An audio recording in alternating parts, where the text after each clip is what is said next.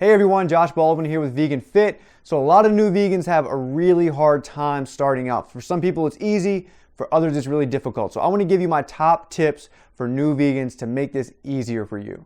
Try everything. A lot of vegans aren't really sure what to buy at the grocery store or what to try out, but the only way you're going to find out what vegan foods you like, whether it's meat substitutes or cheese substitutes or ice creams, is to try them all.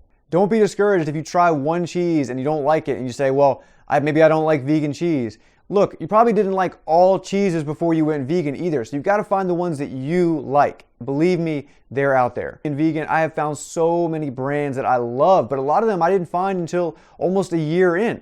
So you will find new things popping up all the time, and all of a sudden you find this one ice cream or this one meat substitute that you just love, and trust me, then it will get way easier. So just try everything. Don't be afraid to try all the crazy foods in the grocery store.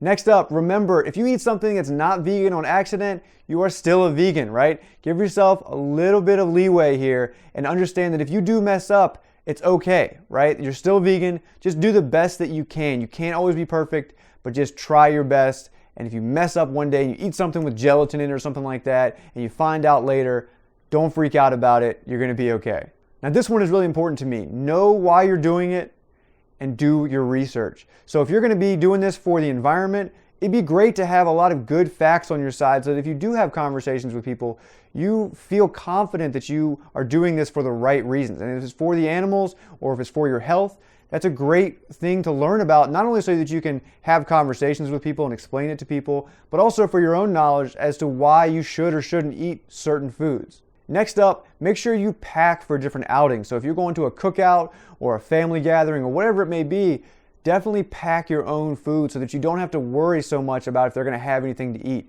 It takes a little bit extra planning this way, but you're not going to have to stress out about whether there's anything to eat. You don't have to go around to these different things and ask every single person who made something, is this vegan, is this vegan? Because they're probably not going to know, and it's just way easier. Just pack your own food. You'll learn how to make amazing food this way, and you'll have a much better time. Don't get frustrated by people's ignorance. There's going to be a lot of people that want to make really judgmental comments about veganism and how it's crazy and you're stupid, and you're going to hear so many crazy things. It's bizarre that people are so upset by it, but people will be upset by the fact that you're going vegan. So don't let that discourage you. Talk to other vegans, whether it's online or in person. Get the support that you need, and trust me, this is an easy process, but don't let those people tear you down. Next up, make sure you follow vegan social media accounts. So that could be Instagram, that could be YouTube like this, it could be Facebook. There's a lot of great Facebook vegan groups out there. You'll get so many great recipe ideas and meals and snack ideas and meal prep videos. There's so much information out there for you guys to look at that if you are feeling like there's just not enough options or there's not enough to make or I'm not finding anything I like, trust me, if you follow enough people and try enough things out, you're going to find some foods that you absolutely fall in love with. Remember that meat and dairy alternatives are not supposed to taste just like meat or dairy. So just because this slice of cheese or this piece of meat alternative is not the exact same flavor, that doesn't matter as long as it tastes good, right? It doesn't have to taste just like what you remember, but does it taste good? If you enjoy that vegan cheese or that vegan meat or whatever it may be, that's all that matters is does it taste good? And this will actually open up so many more creative ideas for you because you'll be trying to replicate these cool dishes or whatever it may be instead of just throwing bacon on it and making it taste good right away. You can kind of work for it and find your own flavors. You're not really giving anything up. You're actually going to be eating a far greater variety of foods. There's a substitute for everything. So whether it's a cheese or a meat or maybe like whipped cream or ice cream, whatever it is that you're missing, trust me, there is a substitute for it that you can find in almost any store. And most of the time, you'll probably like it more. Learn what flavors and seasonings you like on your food. So remember, when you ate meat, you didn't just eat it plain, right? You would season it up. Treat your tofu and your vegetables all the same way to find out what flavors you really like. Next up, make sure you watch out for hidden non-vegan foods. So this could be gelatin or honey or whey. There's a lot of foods out there that you might not realize are actually dairy or come from animals in some way. So make sure you look into that a little bit. That way you're not making too many mistakes when you're trying to buy vegan food that's not labeled as vegan. Another important tip is to buy a really good blender and a pressure cooker. You'll use the blender probably every day making smoothies and all kinds of cool things. And then the pressure cooker is so important because you can make your beans, lentils, legumes. You can make them much faster, much cheaper, and they're much better for you this way.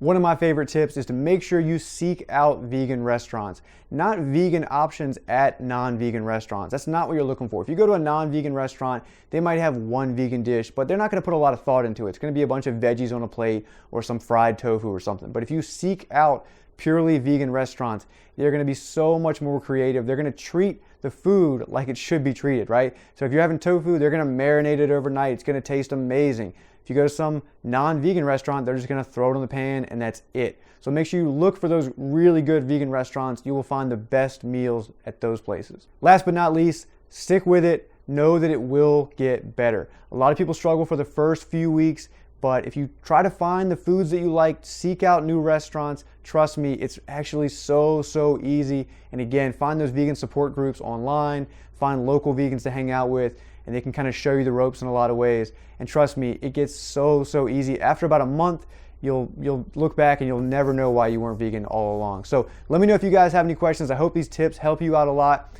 Please hit the like button, share the video, subscribe to the channel, and I'll see you at the next one. Shut down.